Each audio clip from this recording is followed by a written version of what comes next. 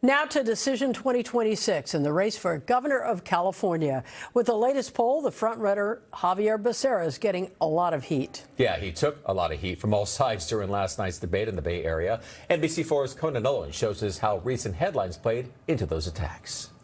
One second, Fred. It was once again beat up on Xavier night on past contributions from Chevron. Xavier Becerra is taking money from them, and he is doing their bidding. His tenure as Health and Human Services Secretary. Billions of dollars of fraudulent hospice claims. He wasn't minding the shop. And then there was the case of a woman named Dana Williamson, a key political advisor to Xavier Becerra, who yesterday entered a guilty plea to 3 federal counts related to the illegal funneling of $225,000 out of a Becerra campaign account. Your chief of staff who said that you knew about these payments. We do not know what Dana Williamson said about your involvement. I was not involved in the wrongdoing.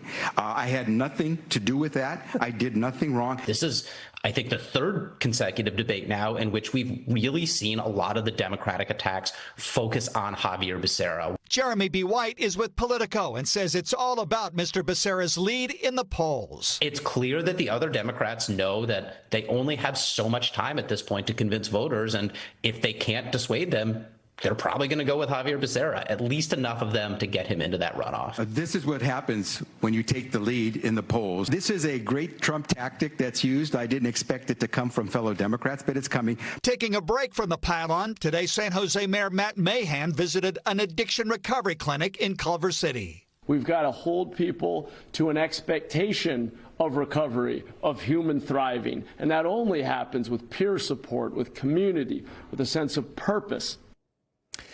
Peer support, community, sense of purpose, not quite what we're seeing from the field of candidates at the moment, certainly not the Democrats. In a race for governor that is still up for grabs, the last Emerson poll has undecided at 12%, and a lot of the support for the candidates is considered soft, and that means a lot of voters could change their mind.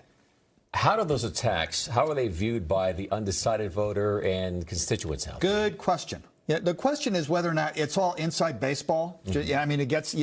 We saw it in our debate. Yeah. They start to go after each other, and your eyes glaze over a little bit. Tom Steyer's the one who's throwing a lot of money. He spent over $100 million. I'm far north of that, I'm sure, in this campaign. He's the closest to Becerra. He's doing everything he can to pull his numbers down. But some wonder whether he's hit his peak.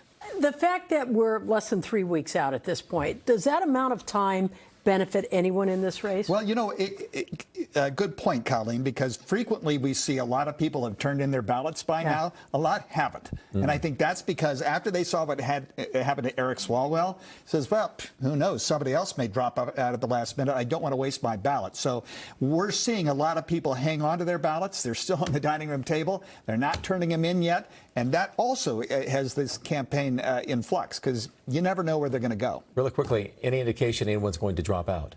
No. The former mayor of Los Angeles, Antonio Villaraigosa, he's still in single digits, but he's there to the end. He's told me and he's told others, you know, I'm going to play this to the very end, in part because even with, 2 weeks left or 3 weeks left, you never know. All right. A little as always. Go ahead, thank you. Appreciate it.